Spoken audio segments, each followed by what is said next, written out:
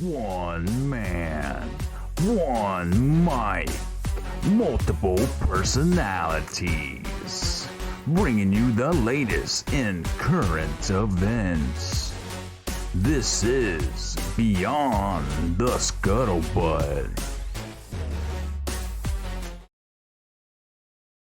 Hey everybody, how's it going? Couple Chas Creator coming to you. The power of one of my neighbor's Wi-Fi is an extension cord to the neighbor's house that is just conveniently tucked away. But so how's everything going? Y'all doing good? I am doing fantastic as always. Well, we got a story coming out of Afghanistan from the Daily Mail. So, Afghanistan, that place that Joe Biden decided to abandon in the dead of night? Well, yeah, we're gonna go and check about that. See what's happening after we left. Not very good, to tell you the truth, because the Taliban has already started moving in, retaking territory. About 30% estimated right now that they have retaken. They're saying 80%, but it's more like 30%. But it's still a lot more. And they're getting aggressive, really aggressive. And most of the opposition is just abandoning. You've seen pictures and videos of them, of the army giving up their guns, giving up their ammunition, shaking their hands, saying, "All right, guys, you guys, it's all you now. It's happening." Now, I'm hoping that the Afghan government steps in and really starts taking charge, because if they don't, the Taliban's going to be taking over and Sharia law is going to be overrun everywhere. That's what the Taliban want. They want to introduce Sharia law into as many places as they can. That's their whole thing. And after 20 years, America decided to leave. We've accomplished very little. We killed Osama bin Laden. That was it. And for the rest of the time, I don't think we did much. And in the little bit of time it took for us to leave, Taliban's already pretty much retaken most of that. So what did 20 years do? Very little. Except make the Afghan army soft, because they are getting overran. That's my opinion. Sorry if you're over there and you're watching. I really doubt it. I only got 11 subscribers, so I doubt it. But all right. So from Daily Mail, let's go and get over to it.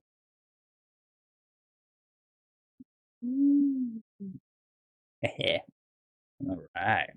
So, Daily Mail. So, gay men will be crushed to death by pushing a wall under them as part of a nationwide return to Sharia law in Afghanistan under the Taliban, one of the Islamist group's judges reveals.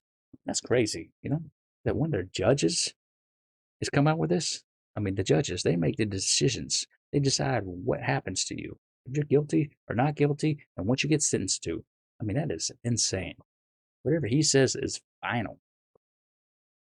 But, so, a Taliban judge has given a terrifying glimpse into life under Islamist group and the fate that awaits Afghans if the country falls back under their control, which it looks like it's all but certain going to happen. Gal Rahim, 38, spoke matter-of-factly about cutting hands and legs off thieves, issuing permits for women to leave their homes, and toppling walls on gay men as a form of execution in his Taliban-controlled district in central Afghanistan. So that's a district that he's running, but he's wanting to do this throughout the whole country. He added that his aim is to introduce the Sharia law punishment across the whole of the country if the Taliban can retake control once America departs, saying that was our goal and always will be. See, like I said, their goal and only goal is to spread Sharia law as far and as wide as they can. Which, I mean, it's amazing that they're actually gaining any ground on it. But the women are fearing for their lives. Women are wanting to leave. Some of them already are fleeing. Nobody wants to be stuck up in Sharia law. The Taliban claim they have already taken control of 80% of Afghanistan since NATO withdrew its forces from the country, leaving local troops to deal with the Islamists. The threat of Sharia law is already very real for many. Oh, yeah. Now, you see that Taliban are claiming they took 80% because they like to over embellish. But there's a video of a murderer getting executed in the middle of a football field, football stadium for all to see. And there's another one of a gay man getting thrown off a building, which is the most common execution style of ISIS for any gay men. Now, I don't know how it goes with the rest of the LGBTQ community, but I'm assuming gay over there just means, all the above. Rahim revealed his vision of justice in an interview with German newspaper Bild, speaking to a reporter close to the central Afghan province where he has been based for several years. Speaking about a recent case he adjudicated, he said a man was found to have stolen a ring from a house, so he ordered that his hand be cut off. A ring, right? A little ring. Is it a wedding ring? A normal ring? Is it one of those little 25-cent machine rings? It doesn't say. It's just the fact that it's stolen. I asked the owner of the ring if he would also ask that the thief's leg be hacked off, because he not only stole the ring but broke in, which means he had committed two crimes. Two crimes. So that's two offenses, that's two charges, that's two, punishments, right? But the owner of the house agreed that only the hand would be chopped off because, even the victim seems like, man, that's kind of messed up. Me, I would have said take the finger, but that's me. In another recent judgment, he ordered that a gang caught kidnapping and smuggling people should be hanged. Kidnapping is not well received over there. Depending on the crime, we can start with a fingertip or a finger. For worse offenses, we can cut the wrist, the elbow, the upper arm. Death by stoning or hanging is the only option for the greatest crimes. Apparently, being gay is one of the greatest crimes. Asked what punishment the Taliban consider for gay men, he replied that there are only two options: either stoning, or he has to stand behind a wall that falls on him. The wall must be 8 to 10 feet high. I wonder what happens if he lives. Say this wall falls on him and he lives. Can he go free? I'm assuming not. I'm assuming that's not the case at all. All right. As the Taliban quickly retake the territory amid American departure from the country, many women are trying to leave, afraid of living life under the Islamist group and Sharia law. Sharia law is terrible. As a woman, you have no rights. You get raped, you and the person that raped you are sentenced to death. Or do you gotta get married? Either way, the woman is ruined. Rahim did little to assuage those fears when he insisted that women will be allowed to leave the house under Taliban rule, though we'll have to obtain a permit first. Now, how are you supposed to get a permit if you can't leave the house? How are you supposed to obtain a permit to leave the house? Does your husband write the permit? Or does your husband have to go get it for you? It just sounds a little, definitely does not sound good for women at all, or the LGBTQ community.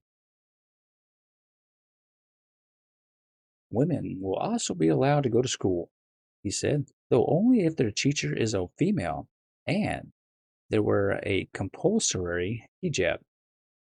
Rahim's bleak description of Taliban justice recalled the worst years under the previous Islamist government that emerged in the 1990s and ruled until it was driven from power during the American invasion. Yeah, they're calling it an American invasion. It could have been called that. I don't know. This is the first I've actually heard it called an invasion, but history is rewritten every day now, apparently. In one famous image that recalls the horrors of those years, a man accused of murder is seen sitting in the middle of a national football stadium behind a pickup truck where another man is holding an AK-47 rifle. That's the picture I showed you earlier. The guy was getting ready to get executed. It's insane. But I mean, it's very common. I mean, I'm very, you know, believe in the whole thing an eye for an eye. Yes, that's how I've lived my whole life. An eye for an eye. Now, you can forgive and you can forget, but in the eyes of the law, it should be eye for an eye. But again, that's my opinion. I'm a little old school. Moments after the picture was taken, the man was shot dead as part of a day of executions watched by some 35,000 people. Now, more than 20 years on from those images being taken and an American brings its forever war to an end, there are fears the scenes could soon repeat themselves as the Taliban rapidly recapture vast swaths of the country. Well, 30%. The group now boasts that it is in control of some 80% of Afghanistan after a lightning fast offensive on rural areas, though observers say that the true figures is somewhere around 30%, like I said. In many areas, the fighting has been fierce and bloody, with the government fighting and losing on multiple battlefields. In some places, commanders have simply abandoned their post and also or else and negotiated surrender with the militants to be allowed to go home.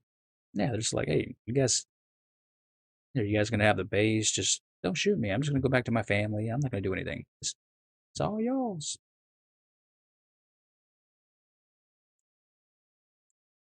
But in others, the government insists it has performed a tactical retreat. A tactical retreat in order to concentrate its forces in major towns and cities where it experts, where it expects to make its defensive last stand later this year in the face of a near inevitable Taliban attack. You hear that? Does that sound like the Afghan government has anything under control? They're talking about a defensive last stand. I mean, that's something you hear in the movies. I mean, that's something that you hear in the history. Defensive last stand. Like these, they have no other options, pretty much. They've, all other choices have gone out the window. So they're just going to try to do this last stand. Wow. I mean, I'm hoping it doesn't come to that. I'm hoping that the Taliban and the Afghan government come to terms and agree to live, peacefully together. Because that would be awesome. I would love that. I don't want to report on terrible things like this, but hopefully, we can get a peaceful resolution from this. But if not, like they said, they expect later this year the Taliban's going to start attacking them head on. And they have taken all their forces and concentrating them into one area for one defensive last stand. Something right out of The Walking Dead, to be honest, or Game of Thrones. But it, it is insane. Like I said, I'm hoping everything ends well over there. Um, it was really shady for Biden to leave in the dark of the night like he did. We should have been a more strategic way of us leaving in waves so that, the Afghan army can slowly adjust to us leaving. But just withdrawing everybody out like we did gives them no chance to adjust. And they're all just like, holy crap, we're abandoned. No, there's nothing we can do. Here you guys go. Here's our guns. We surrender. I mean, it's sad. So whatever happens to Afghanistan, I put on Joe Biden. I do. Because he's the one that abandoned them. No, don't get me wrong. I think we should have been gone out of there a long time ago. There's a way to do it. You don't just leave in the dead of the dark, dead of night, without saying a word. You left them defenseless, pretty much. Nobody knew what was going on. Now the British, they're on. I mean, tons of people are leaving. The Afghan are left to their own. It's them and the Taliban over there. Their own possible civil war going on. But again, that's just opinions coming from Marine veteran who never been to Afghanistan. I was in Iraq for a few months. Had me a good time there. But no experience in Afghanistan. I just know the whole situation is messed up. And it could have been handled way, way better. But that's enough for me on this topic. Y'all, have a great day, and we'll see you next time.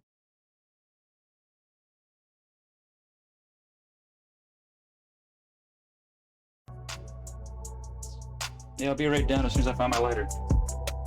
Oh, you guys are still here? Awesome. Well, thanks for tuning in to Beyond the Scuttlebutt. Really appreciate it. If you like what you saw, go ahead and smash that like button for me. You know, if you're new to the channel, you can always subscribe. Would appreciate that as well. And also go ahead, comment down below. Let me know what you think. Got any suggestions? I'm open to them. All right. Y'all have a good one.